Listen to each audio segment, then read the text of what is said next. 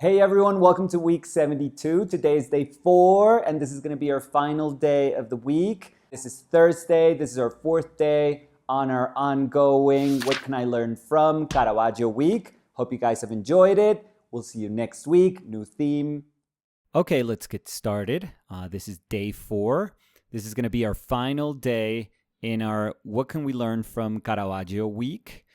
And we are going to finish off this week with what is for sure the darkest side of Caravaggio. Caravaggio had a tumultuous life. I've read that people try to justify all the brawls that he got into by saying that he might have had early lead poisoning due to painting, and that's what caused him to get into fights and brawls constantly. But honestly, that's pure speculation. So we don't really know why there was such a dark side to his life, and it's something that we can't hide. Usually we are blind to these stories when we are looking at paintings. We are completely unaware of what was going on in these incredible painters' lives. And ideally, we would hope that, their lives are uneventful, right?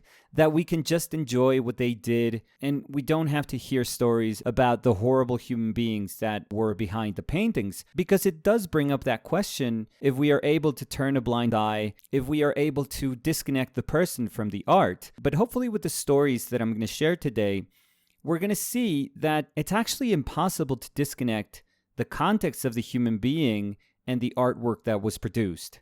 Because nobody produces paintings, in this case, in a vacuum. I mean, paintings are born from moments in life. We can't abstract ourselves from everything that goes on around us. And if there is a kind of mysterious, sinister side to our lives, that is going to show in our paintings. We can't hide those sort of things. Painting, in particular, has this way of being so honest that it will reflect what happens on in our lives. So for today, we're going to do a purposely grotesque painting that echoes a lot of the sort of sinister tones that were very evident, particularly in later Caravaggio paintings.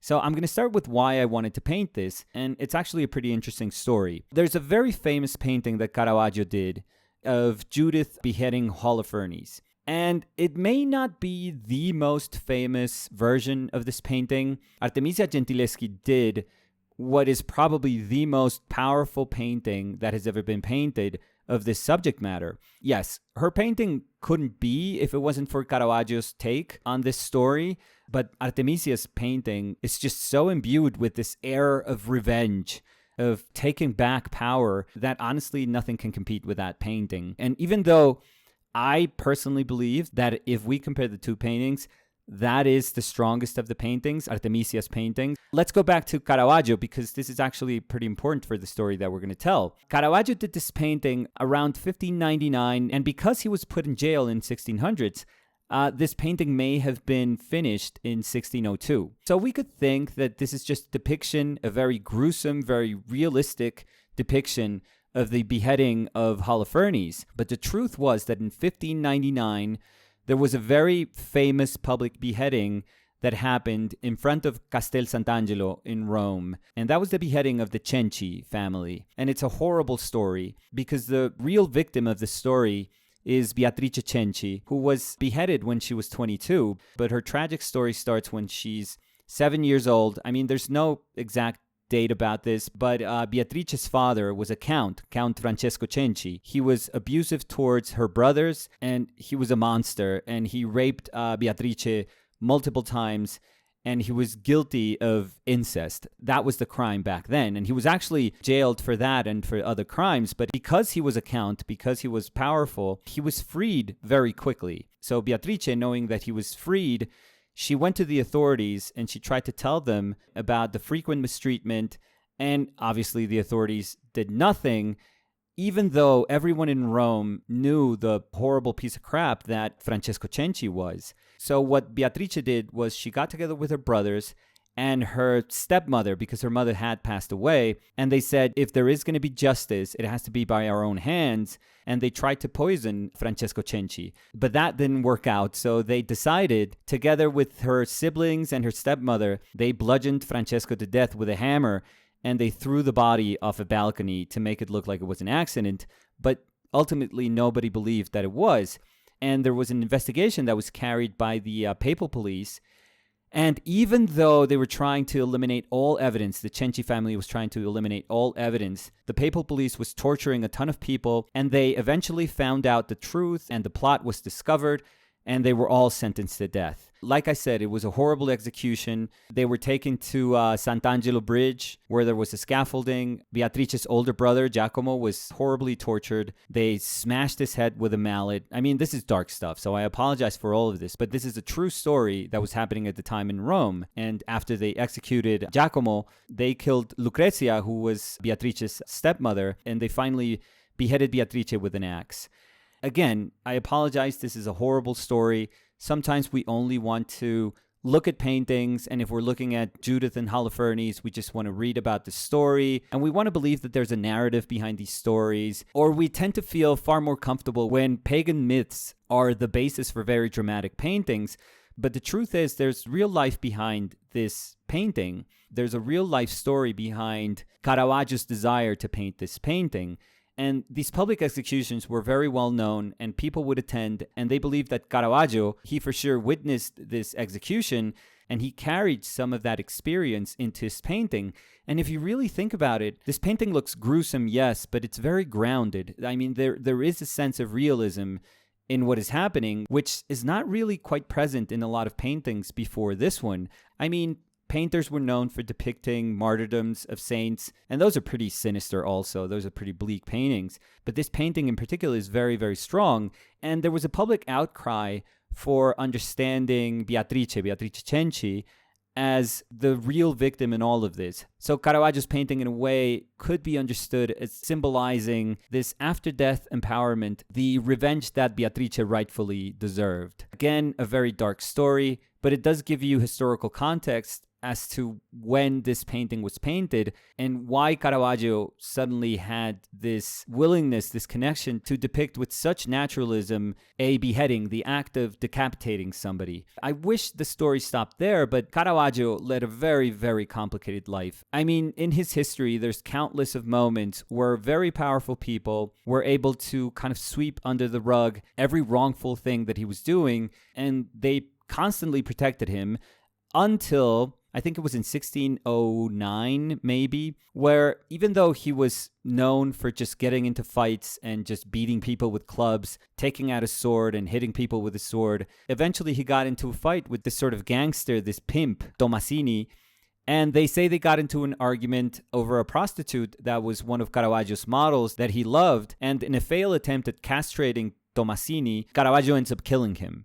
Again, this is a story, there's a ton of versions, but that's the one I've read the most. So Caravaggio goes through his usual channels trying to find people that would protect him from that, but they couldn't. So he actually has to flee Rome because the authorities said that if people found Caravaggio on the street, they themselves could carry out the sentence, which was to behead him. So Caravaggio became obsessed with this idea, and it actually was the subject matter of a couple of his later paintings. There is a painting of Salome asking for the head of John the Baptist, and most famously, there's a painting of David and Goliath, where David, who is presumed to be like a younger Caravaggio, or maybe it was his apprentice, is holding Caravaggio's head. That severed head is actually a self-portrait, and that particular painting was sent to Cardinal Borghese, who was an avid art collector, and he absolutely loved Caravaggio's work. And it was sent to him as a way of asking for pardon. I mean, some people say that there's remorse in this painting, that this was the way in which Caravaggio would tell Scipione Borghese, Cardinal Borghese, that, he had repented. But when he heard news that maybe that pardon was going to happen and he attempted to go back to Rome, he actually died. And there's a bunch of versions of how he died. Some people say that the Tomasini family actually killed him. Some people say that he died of syphilis. Some people say that he eventually died of lead poisoning. Some people say that he had been in a brawl in Malta and, people from Malta were actually tracking him down to try to kill him. So again, Caravaggio was just like a really dark dude. This is not your regular life. Painters are not usually known for having to flee cities because they have a death sentence on them. I've always thought that there are levels to this, that there is a point where we can separate artists from art. right? That we can separate the human being from the artwork. Because if not, it is very, very hard. I mean, if we really have to get into every single person's life and try to put their actions in a scale and determine if they are ultimately worthy of us celebrating their art, I think that that's going to be a lifelong endeavor, because it's going to be very, very tough to understand, where we draw the line. But I think that in the case of Caravaggio, the stories about his uncontrollable fighting, him being a very violent man, they're all there. The stories about him being a murderer, it's true. These things are true.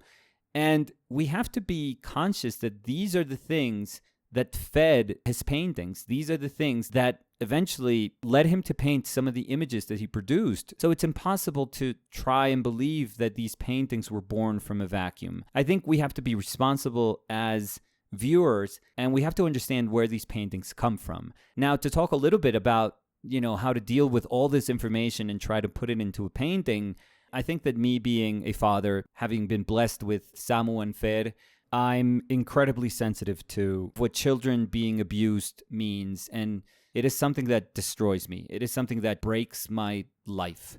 So Beatrice Cenci's story is no different than countless of stories in our human history, and stories that still go on nowadays.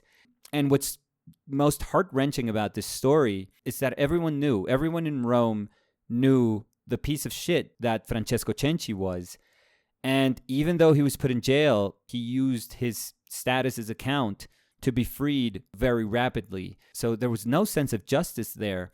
And what's even sadder is that Beatrice went to the authorities and she told them about the abusive nature of her father, and they just didn't pay attention. So even though they committed a crime, it was a crime that for sure could have been avoided if authorities would have had the guts and the decency to say, it doesn't matter that you're a count. It doesn't matter that you have noble status. You have to be accountable and you have to pay for the crimes that you've committed. What pains me profoundly is the fact that Beatrice Cenci was a young woman at the time she was beheaded, but she was a girl when she was the subject of all this horrible physical abuse. And the nature of her being a young girl, the fact that she was a woman talking about incest, which is just an elegant way of speaking about rape. The fact that she was a girl was the reason why her story didn't garner attention. Her own voice was ultimately what devalued her. And this, again, is just horrendous. This is heartbreaking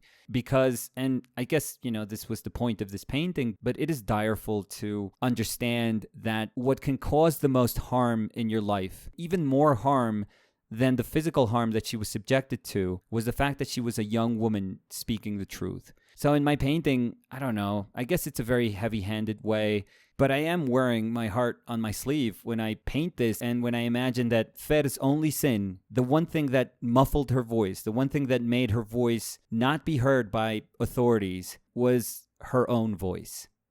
So even though this is pretty strong, and for these stories that are behind these paintings, this is Fer being gagged by her own self. And like I said, it's very strong. It's very strong. I mean, this is something that's, I don't know. It's impossible for me to handle. So this was a way to not only look at, the genius that Caravaggio was, because that's undeniable. That's absolutely undeniable. I mean, as a painter, he is forever going to be one of the brightest minds to have ever painted. That cannot be argued. He was a genius. He was an absolute genius. But like I said, there's also this darkness that was feeding his paintings. And it was a darkness that was very much part of a context that we are unaware of. Because we may say, oh, Caravaggio killed a pimp. He castrated a pimp. So it was like an accidental murder, but that's not even close to what Francesco Cenci did to Beatrice and his mother. But there's one thing that ties these two men with status, which was that powerful people, time again, came to their rescue, and they were not held responsible for what they did. I mean, both of them did horrible things. One is an abuser and a rapist, and the other one is a murderer. Honestly, if there was justice in this world, and if there were beheadings at that time, they should have both been beheaded right then and there. That is the truth. So like I said, this is tough subject matter, tough stories, but these are the stories behind the paintings we many times quietly venerate. And we have to be aware of that. So that was a dark way to end the week. I apologize for that. But hopefully it makes us appreciate the context that's behind the painting a lot more. So I wasn't going to shy away trying to tackle these tough questions. And hopefully you guys understand that there was a reason for Fer's painting being. So that's going to be it for this week. We'll see you guys next week. We love you guys. Bye.